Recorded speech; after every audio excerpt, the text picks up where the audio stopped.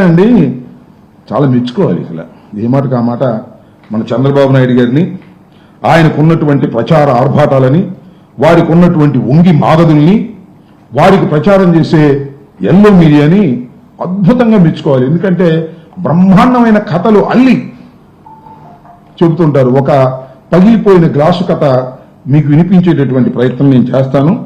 సావధానంగా ఇవ్వండి, కొద్దిగా పెచ్చుగా ఉంటుంది, అయినా పర్వాలేదు, ఓర్పుగా ఇవ్వండి. ఇక్కడ బండారు వెంట బయట పెడదాం. దావోస్ లో ఇన్వెస్ట్మెంట్ సమ్మిట్ కి వెళ్ళినప్పుడు ఒక హోటల్లో బస్ చేశారు. చంద్రబాబు గారి రూమ్ లో, చీఫ్ సెక్యూరిటీ వాళ్ళు వేరే రూమ్ లో, ఆఫీసర్స్ వేరే రూమ్ లో, ఇలా ఉన్నారు అందరూ. అప్పుడు -12 degrees టెంపరేచర్ లో ఆ రూమ్, హోటల్ రూమ్ వెంటిలేటర్ కొంచెం పగిలి మంచు మొత్తం లోపలికి వస్తే రాత్రంతా నిద్ర పట్టలేదు ఈ ఆఫీసర్స్ కి. ఇబ్బంది పడి రగ్గులు కప్పుకొని చాలా ప్రయత్నాలు చేసి హోటల్ స్టాఫ్ ఫోన్ చేసి ఏదో రాత్రంతా ఇబ్బంది పడి కొంచెం తెల్లవారుజాము నిద్రపోయారు. మగతగా నిద్ర పట్టింది. తెల్లారేసరికి లేట్ అయింది. వాళ్ళు లేచేసరికి లేచి చూడగానే చూస్తే వీఐపీ లేరు. సిఎస్ఓ ఫోన్ చేస్తే వీఐపీ లేరు, వచ్చారన్నారు. వీళ్ళు కంగారు వచ్చి గబగబా రెడీ అయిపోయి అప్పుడే ఎందుకు వెళ్ళిపోయారు అని చెప్పి వెళ్ళేసరికి ఇంకా స్టాల్స్ అన్ని ఓపెన్ కాలే. ఆంధ్రప్రదేశ్ స్టాల్ ఒకటే ఓపెన్ అయింది, మిగిలినవన్నీ అప్పుడప్పుడే వస్తున్నారు.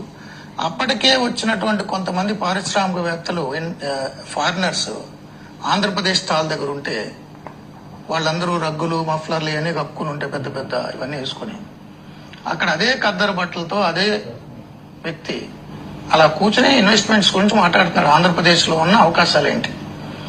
ఈ ఆఫీసర్ సిగ్గుతో షై ఫీల్ అయ్యి, సార్ ఏంటి సార్ ఇంత ఎర్లీగా వచ్చారు, మా రూమ్ లో ఇలా జరిగిందంటే, అవును నా రూమ్ లో కూడా జరిగింది కదా సార్, మీరు ఇలా వచ్చారు ఎందుకు సార్, కొంచెం సేపు అంతా రావచ్చు కదా, ఎందుకు ఇంత చలిలో? నేను గవర్నమెంట్ డబ్బుతో వచ్చానయా, మనందరూ గవర్నమెంట్ ప్రజలు కట్టిన పన్నులతో విమానాల్లో వచ్చి హోటల్లో బస్ చేశాం. అందరికంటే 10 నిమిషాల ముందు నేను వస్తే నాకు ఎలాగా టైం వేస్ట్ చేయడం అనవసరం. అది హోటల్లో ఉండే బదులు ఇక్కడికి వచ్చా అనుకో, ఇతర స్టాల్స్ తో కంపీట్ చేస్తే మనం కొంచెం ముందు ఎక్కువసేపు మాట్లాడే అవకాశం వస్తుంది. ఒక 2-3 ఫారినర్స్ అట్రాక్ట్ అయినా మన ఆంధ్రప్రదేశ్ లో తెలుగు పిల్లలకు 100 మందికి ఉద్యోగాలు వస్తాయి. నేను హోటల్లో ఎందుకు ఉండాలి? ఇది చెప్తే ఆ ఆఫీసర్ కళ్ళమ్మ నీళ్లు వచ్చినాయి. నాకు ఆయనలే చెప్పారు. అదే ఆయన విజన్, ఆయన కష్టం. దావోస్ లో మీటింగ్ జరుగుతుంది కదా, ఇండస్ట్రియల్ సమ్మిట్. చంద్రబాబు గారు కూడా అందరినీ ఆయన టీం దావోస్ వెళ్ళిన తర్వాత అందరు మీటింగ్ పొద్దున్నే 9కు ఎంత ఫిక్స్ చేసుకున్నారు. ఈయన హోటల్స్ అని ఇక్కడ రూమ్స్ ఉంటాయి కదండి, ఈయన ఆయన చెప్పాడు కదా, నేను మీకు చెప్తున్నాను, నేను చూడలేదు సార్. ఆయన అంత పెద్ద మనిషి, ఆయన నాకు ఫోన్ చేసి చెప్పాల్సి అవసరం. ఇట్లా రూములు మొత్తం ఇట్లా కట్టుకొని రూములు ఉన్నాయంట హోటల్లో. విపరీతం అక్కడ -10 degrees అరవచ్చండి. దావోస్ అంటే యూరోప్ అంతా విపరీతం చలి ఉంటది.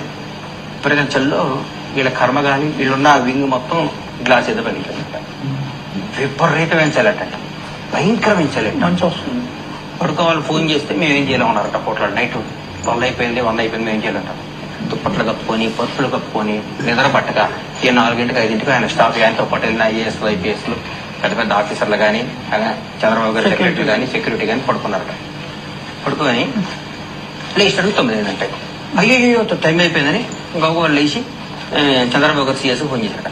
ఎక్కడున్నారు సార్ అంటే, సార్ మీటింగ్ లో ఇక్కడికి వచ్చారు, ఇక్కడ ఎగ్జిబిషన్ దగ్గరికి వచ్చారు అని చెప్తే వీళ్ళు రెడీ పరిగెత్తుకొని వెళ్ళారట. చంద్రబాబు గారు అన్ని షాపులు, గుజరాత్, అన్ని రాష్ట్రాలు స్టాల్స్ అన్ని మాట్లాడుకుంటూ పోతే సన్ రైజ్ ఆంధ్రప్రదేశ్ అని పోతుందట.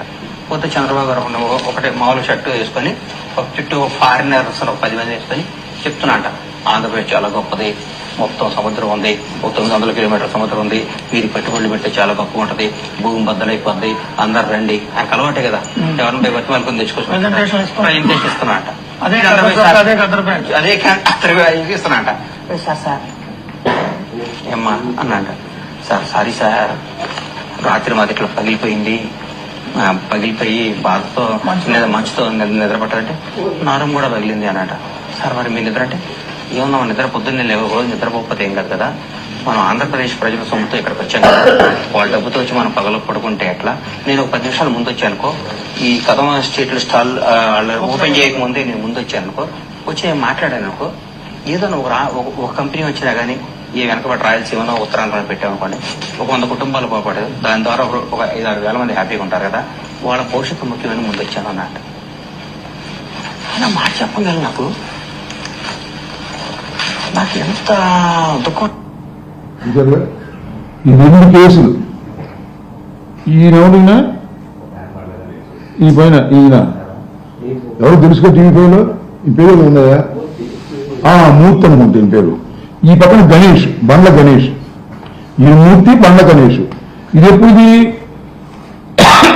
13/11/2023లో ఈ పక్కన పేరేంటి TV5లో మూర్తితో బండ్ల గణేష్ గారు చెప్పిన కథ.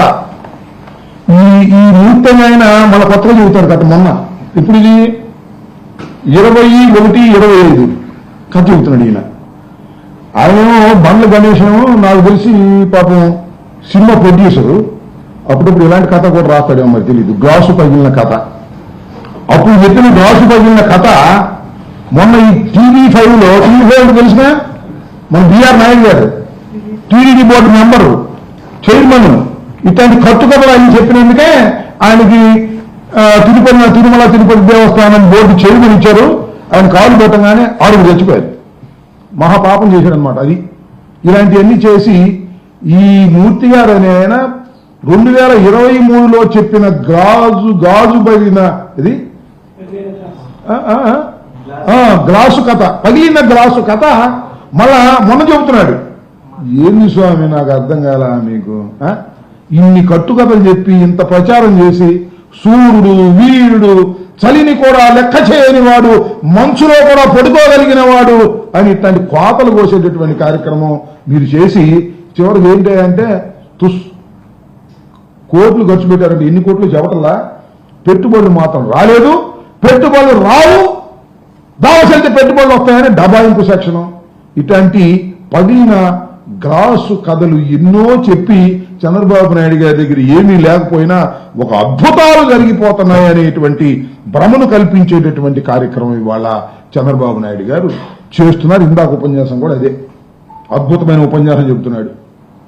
అంత మొత్తం సారాంశం ఏమిటంటే ఉపన్యాస సారాంశం, మీరు తొందరపడమాకండి, నేను ఇచ్చిన హామీలు చేయలేకపోతున్నాను, నిదానంగా చేస్తాను, సంపద సృష్టించే కార్యక్రమం చేస్తున్నాను, వండే కార్యక్రమం చేస్తున్నాను, వండి మీకు వారుస్తాను అని. వండేది లేదు, వాచేది లేదు. జగన్మోహన్ రెడ్డి గారు అప్పులు చేశాడు. నువ్వు అప్పులు చేయకుండా పరిపాలన చేస్తున్నావా? నువ్వు అప్పులు చేసే పరిపాలన చేస్తున్నావు కదా. జగన్మోహన్ రెడ్డి గారు ఏ బాటలో వెళ్తున్నావు, నువ్వు ఆ బాటలో వెళ్తున్నావు కదా. ఇవాళ కోతలు కోసేటటువంటి కార్యక్రమం ఇవాళ చంద్రబాబు నాయుడు గారు చేసేటటువంటి పని చేస్తాం.